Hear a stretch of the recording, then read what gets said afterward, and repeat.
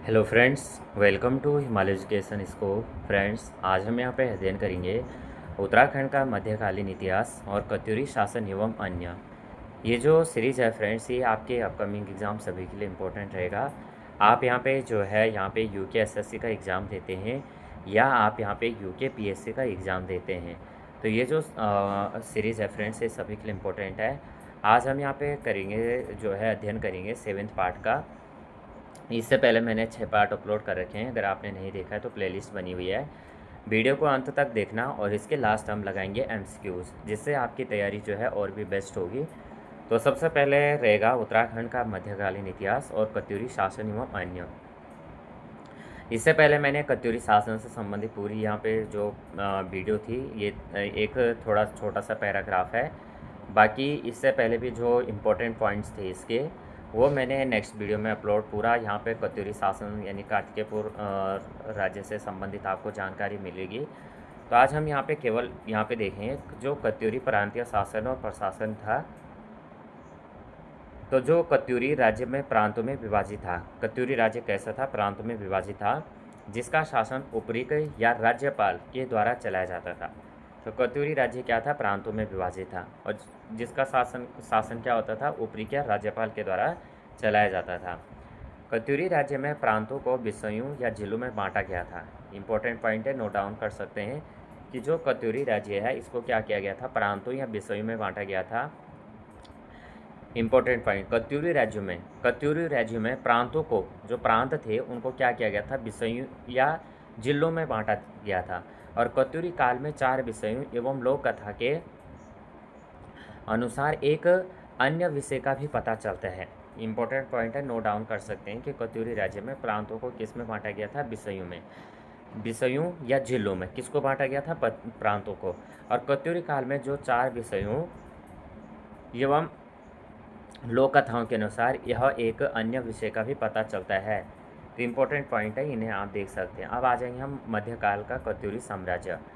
तो जो मध्यकाल का कत्यूरी साम्राज्य है, तो मध्यकाल कत्यूरी शासन की जानकारी स्थानीय लोक गाथाओं व जागरों से मिलती है। सबसे पहले कि जो कत्यूरी शासन की जानकारी वो कहाँ से मिलती है, वो स्थानीय लोक गाथाओं और जागरों से मिलती है। उसके बाद कत्यूरी बैजनाथ घाटी में जिस कात्यूर राजवंश की स्थापना हुई थी, इसकी पुष्टि जतपाल देव के कुलसारी मूर्ति से लेख से होती है। इम्पोर्टेंट पॉइंट, जो कत्यूरी बैजनाथ घाटी में जिस कत्यूरी राजवंश की स्थापना हुई, इसकी पुष्टि कहाँ से, जतपाल देव के कुलसारी मूर्ति लेख से होती है। कत्यूरी बैजनाथ में कात्यूर वंश की स्थापना अशांति देव ने की थी। अब इम्पोर्टेंट पॉइंट यहाँ से भी कि कत्यूरी बैजनाथ में कात्यूर वंश की यानी कार्तिकेयपुर वंश की स्थापना किसने की थी, ये कार्तिकेयपुर है। क्या है, कार्तिकेयपुर।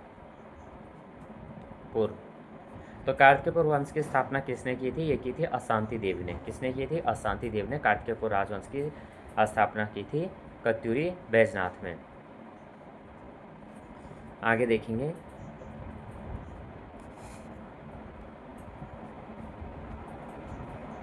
लोक गाथाओं एवं गुरु पादुका की पांडुलिपि के अनुसार नरसिंह देव एक नाथपंथी साधु या था, जिसके परामर्श पर अशांति देव ने अपनी राजधानी जोशीमठ के कत्यूरी घाटी के रणचूला कोट में स्थानांतरित की थी। तो लोक गाथाओं एवं गुरु पादुका की जो पांडुलिपि है, इसके अनुसार पता चलता है कि नरसिंह देव एक नाथपंथी साधु, जिसके परामर्श पर क्या था, अशांति देव ने अपनी राजधानी जोशीमठ के कत्यूरी घाटी के रणचूला कोट में स्थानांतरित की थी।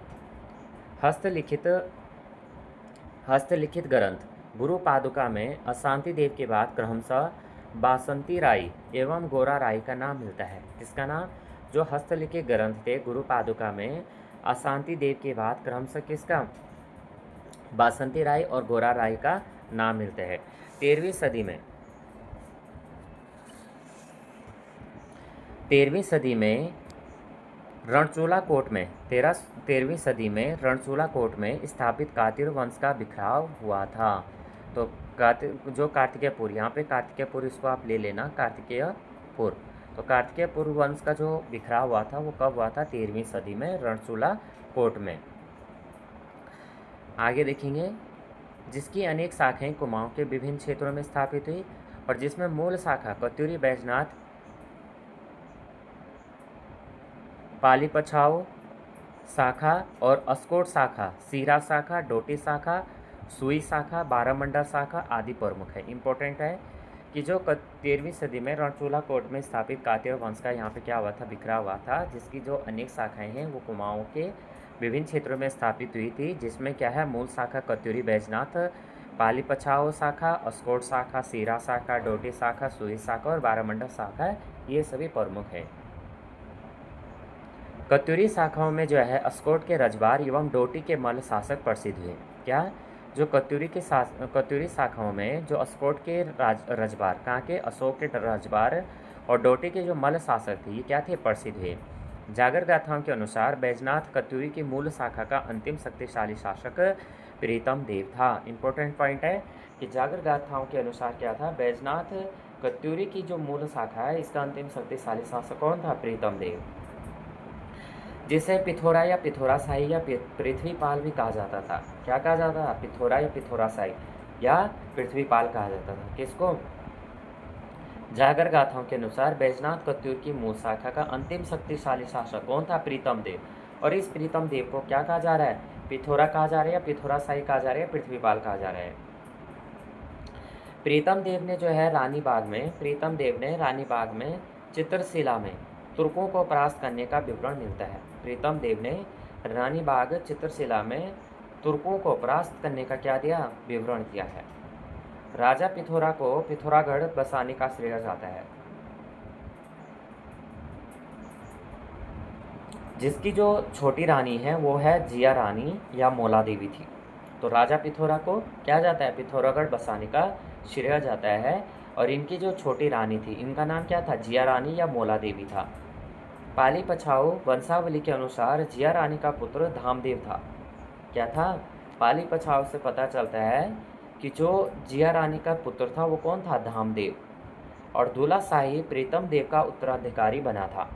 कौन, दूल्हा शाही जो था वो प्रीतम देव का क्या बना, उत्तराधिकारी बना। कत्यूरी शासक धामदेव के समय छमना पातर नामक प्रसिद्ध नृत्यांगना थी। कत्यूरी शासक यानी जब कत्यूरी शासक था तो उस समय जो है धामदेव के समय छमना पातर नामक एक प्रसिद्ध क्या थी, नृत्यांगना थी। तो छमना पातर थी एक, और उस कौन थी, छमना पातर नामक जो था वो क्या था, नृत्यांगना थी कत्यूरी शासक धामदेव के समय। इम्पोर्टेंट पॉइंट है। धामदेव ने जो है डोटी पर विजय प्राप्त कर और उसे अपने कत्यूरी साम्राज्य में मिलाने का क्या क्या वर्णन मिलता है। तो धामदेव ने क्या किया था, डोटी पर विजय प्राप्त की और उसने क्या किया था, जब कत्यूरी साम्राज्य में उसको मिलाया तो उसका वर्णन भी उसने दिया है। धामदेव के मालो शाही एवं लाडम शाही नामक दो पुत्र थे। क्या थे, धामदेव के मालो शाही और लाडम शाही नामक दो पुत्र थे। बैराट या चौखुटिया के राजा मालो शाही एवं दारमा की सोक्याणी राजुला की प्रेम पढ़ने गाथा आज भी कुमाऊं में प्रचलित है। इंपॉर्टेंट पॉइंट कि जो बैराट या चौखुटिया के राजा थे, मालो शाही एवं दारमा की शौक्याणी राजुला की प्रेम पढ़ने गाथा आज भी क्या है, कुमाऊं में प्रचलित है। धामदेव के बाद जो है ब्रह्मदेव का नाम आता है, जिसे जागरू में वीरमदेव कहा जाता है। और अशांति देव का अंतिम शासक ब्रह्मदेव था। कैसा था, अत्याचारी शासक था, जिसे अंतिम कत्यूरी शासक भी माना जाता है। और यह लखनपुर का राजा था। तो क्या था, अशांति देव वंश का अंतिम शासक कौन था, ब्रह्मदेव था। और ये कैसा था, अत्याचारी था। और ये क्या था, अंतिम शासक था कत्यूरी शासक का। और ये कहाँ का था, लखनपुर का राजा था। जिया रानी की लोक गाथा से के अनुसार तैमूर लंग ने हरिद्वार पर आक्रमण किया था और जिसका सामना ब्रह्मदेव ने किया और ये जो है युद्ध में मारा गया था। तो जिया रानी की लोक गाथा के अनुसार से क्या पता चलता है कि तैमूर लंग ने क्या किया था, हरिद्वार पर वहाँ पे आक्रमण किया था और इसका तैमूर लंग का सामना किसने किया था, ब्रह्मदेव ने किया था। और तैमूर लंग जो है इस युद्ध में मारा गया था। फिर उत्तराखंड में बहुराजकता युग देखेंगे तो 1191 ईस्वी में नेपाल राजा अशोक चल ने क्या किया था, कत्यूरी राज्य के कुछ भागों पर अधिकार कर लिया था। और अशोक चल के बारे में जो है गोपेश्वर त्रिशूल लेख में मिलता है।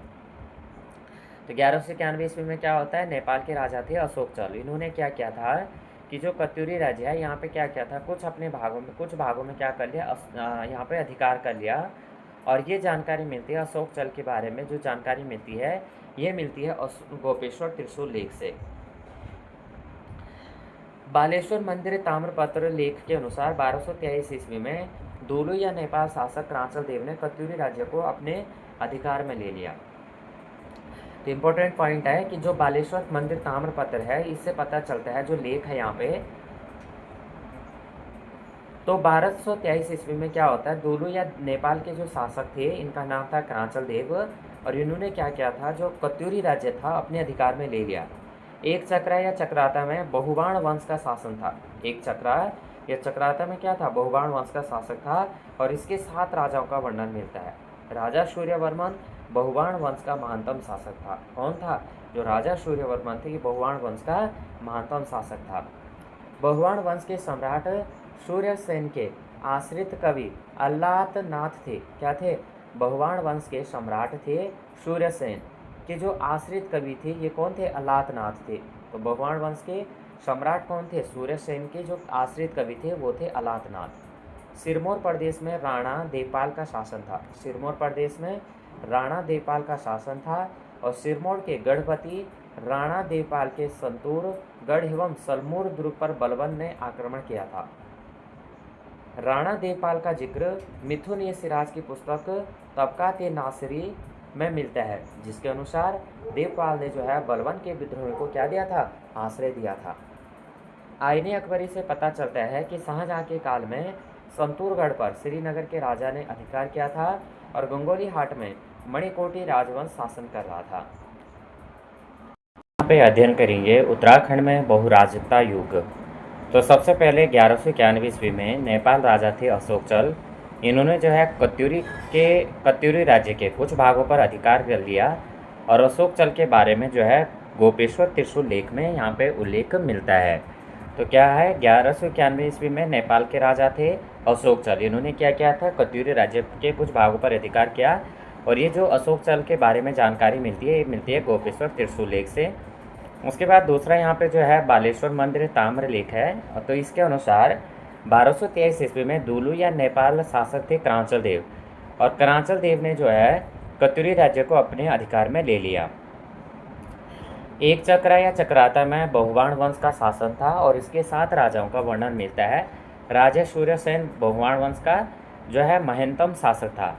तो यहाँ पे इंपॉर्टेंट पॉइंट है, इनको आप नोट डाउन कर सकते हैं। बहुबाण वंश के सम्राट सूर्यसेन के आश्रित कवि अल्लातनाथ थे। क्या थे, बहुबाण वंश के जो सम्राट थे सूर्यसेन के आश्रित कवि अल्लातनाथ। और सिरमौर प्रदेश में राणा देवपाल का शासन था। किसका था, सिरमौर प्रदेश में किसका शासन था, राणा देवपाल का। और सिरमौर के गढ़पति राणा देवपाल के संतूरगढ़ एवं सलमूर दुर्ग पर बलबन ने आक्रमण किया था। जो सिरमौर थे, सिरमौर के गढ़पति राणा देवपाल के संतूरगढ़, जहाँ पे संतूरगढ़ और सलमूर दुर्ग पर किसने, बलबन ने आक्रमण किया। राणा देवपाल का जिक्र मिथुन ए सिराज की पुस्तक तबकात ए नासिरी में मिलता है, जिसके अनुसार देवपाल ने बलबन के विद्रोहियों को आश्रय दिया था। आईने अकबरी से पता चलता है कि शाहजहां के काल में संतूरगढ़ पर श्रीनगर के राजा का अधिकार था, और गंगोली हाट में मणिकोटी राजवंश का शासन था। अस्कोट के ठकुराई शासकों को रजवार कहा जाता था, और अस्कोट में पाल राजाओं का शासन रहा। अस्कोट के पाल वंश का संस्थापक अभयपाल था। तो इम्पोर्टेंट पॉइंट है, नोट डाउन कर सकते हैं। तो अस्कोट में क्या था, पाल राजाओं का यहाँ पे शासन रहा था। अस्कोट के पाल वंश का संस्थापक कौन था, अभयपाल था। राम सिंह के अनुसार रुद्रचंद ने सीरा के हरिमल को हराकर सीरा अपने अधिकार में ले लिया था। राम सिंह के अनुसार रुद्रचंद ने क्या किया था, जो सीरा के हरिमल को हराकर सीरा अपने अधिकार में ले लिया था। और लोहा घाट के पास सुई राज्य की स्थापना ब्रह्मदेव नामक कत्यूरी ने की, जिसके समय सोमचंद कुमाऊं आया था। कुमाऊं में कत्यूरी के अंतिम गढ़ मनीलागढ़ पर चंद शासक बाज बहादुर चंद ने आक्रमण किया था। और स्थापत्य एवं मूर्तिकला की दृष्टि से कत्यूरी काल को उत्तराखंड का स्वर्णकाल कहा जाता है। अब यहाँ पे देखेंगे मुसलमान शासकों का जो आक्रमण हुआ था। तो सबसे पहले मोहम्मद बिन तुगलक के कराजकाल में कराजल पर्वत अभियान के बारे में जानकारी मिलती है। बर्नी की पुस्तक थी ए फिरोज शाही व इब्न बतूता की रेहला से मिलती है। तो यहाँ पे मुसलमान शासकों का आक्रमण की जानकारी कहाँ से मिलती है? तो मोहम्मद बिन तुगलक के कराजल पर्वत अभियान के बारे में जानकारी मिलती है, और ये पुस्तक है बरनी की तारीख ए फिरोज शाही, और दूसरी है इब्न बतूता की रेहला नाम की पुस्तक। तो यहाँ से जानकारी मिलती है मुसलमानों के जो मोहम्मद बिन तुगलक के बारे में। इतिहासकार कराजल को कुमाऊं प्रदेश मानते हैं। इतिहासकार कराजल को क्या मानते हैं? कुमाऊं प्रदेश मानते हैं। और तैमूर लंग ने दिल्ली पर आक्रमण किया 1398 ईस्वी में किया था। तो जनवरी 1399 ईस्वी में तैमूर लंग ने स्वदेश लौटते समय हरिद्वार के आसपास से लेकर यमुना घाटी में 2 प्रमुख हिंदू राजाओं से युद्ध किया था। तो तैमूर लंग ने क्या किया था? दिल्ली पर आक्रमण किया। कब किया था? 1398 ईस्वी में। और जनवरी 1399 ईस्वी में तैमूर लंग ने स्वदेश लौटते समय हरिद्वार के आसपास से लेकर यमुना घाटी में जो है 2 प्रमुख हिंदू राजाओं से क्या किया था? युद्ध किया था। और तैमूर की आत्मकथा है मुल्फुजात ई तिमूरी। क्या है? मुल्फुजात ई तिमूरी के अनुसार प्रथम युद्ध गंगाद्वार में बहरूज के साथ हुआ था। एटकिंसन के अनुसार जो है बहरूज नाम ब्रह्मदत्त के लिए आ सकता है। एटकिंसन के अनुसार जो बहरूज नाम है ब्रह्मदत्त के लिए आ सकता है। और तैमूर का दूसरा युद्ध रतन सेन के साथ, जो सिरमौर का राजा था। तैमूर का दूसरा युद्ध कहाँ? रतन सेन के साथ हुआ था, जो क्या था? सिरमौर का राजा था। जिया रानी से युद्ध में तैमूर लंग की पराजय हुई थी। और लोक गाथा के अनुसार जिनका युद्ध रानी बाग क्षेत्र में हुआ था। जिया रानी से युद्ध क्या है? तैमूर लंग में पराजय हुई थी। जिया रानी से युद्ध में क्या हुई थी? तैमूर लंग की जो है पराजय हुई थी। और लोक गाथा के अनुसार युद्ध जो है कहाँ पे हुआ था? रानी बाग में। तारीख ए मुबारक शाही के अनुसार फिरोज शाह तुगलक ने के समय कटेहर के विद्रोहियों यानी सरदार खड़गू ने जो है कुमाऊं में शरण ली थी। किसके अनुसार? तारीख ए मुबारक शाही के अनुसार। अब आ जाते हैं हम, ये इंपॉर्टेंट पॉइंट जो भी थे हमने वन लाइनर पॉइंट यहाँ पे नोट डाउन किए। अब हम यहाँ पे अध्ययन करेंगे फ्रेंड्स। 25+ MCQs आपको देखने को मिलेंगे। तो सबसे पहला क्वेश्चन यहाँ पे, आपके कितने राइट आंसर बनते हैं कमेंट में बताना, या आपको कितने पहले से आते हैं आप कमेंट में बताना, क्योंकि आपको यहाँ पे आंसर भी दिख रहा होगा। तो कत्यूरी राज्य में प्रांतों का शासन किसके द्वारा चलाया जाता था? तो ये चलाया जाता था उपरीक यानी राज्यपाल के द्वारा। कत्यूरी शासकों की जानकारी मुख्य रूप से कहाँ से मिलती है? ये मिलती है स्थानीय लोक गाथाओं व जागरों से। कत्यूरी बैजनाथ में कात्यूर वंश की यानी कार्तिकेय वंश की स्थापना किसने की थी? ये की थी अशांति देव ने। ये कार्तिकेय पूर्व हो जाएगा। अगला क्वेश्चन, अशांति देव ने अपनी राजधानी जोशीमठ से कहाँ स्थानांतरित की थी? ये की थी रणचूलाकोट। कहाँ की थी? रणचूलाकोट की थी। जतपाल देव के किस लेख से कात्यायनपुर राजवंश की पुष्टि होती है? ये होती है फ्रेंड्स कुलसारी मूर्ति लेख से। कत्यूरी वंश का अंतिम शक्तिशाली शासक किसे माना जाता है? तो ये माना जाता है प्रीतम देव को। पिथौरागढ़ बसाने का श्रेय किसे जाता है? तो ये जाता है फ्रेंड्स राजा पिथौरा को। जिया रानी का अन्य नाम क्या है? तो जिया रानी का अन्य नाम है मौला देवी। क्या है? मौला देवी। मालूशाही की राजुला और राजुला की प्रेम गाथा का संबंध किस क्षेत्र से है? यह है बैराठ या चौखुटिया से। बीरमदेव किसे कहा जाता था? तो बीरमदेव कहा जाता था ब्रह्मदेव को। उत्तराखंड में कत्यूरी वंश का अंतिम शासक कौन था? तो ये था फ्रेंड्स ब्रह्मदेव। 1191 ईस्वी में किस नेपाल शासक ने कत्यूरी राज्य के कुछ भागों पर अधिकार किया था? अशोक चल। गोपेश्वर त्रिशूल लेख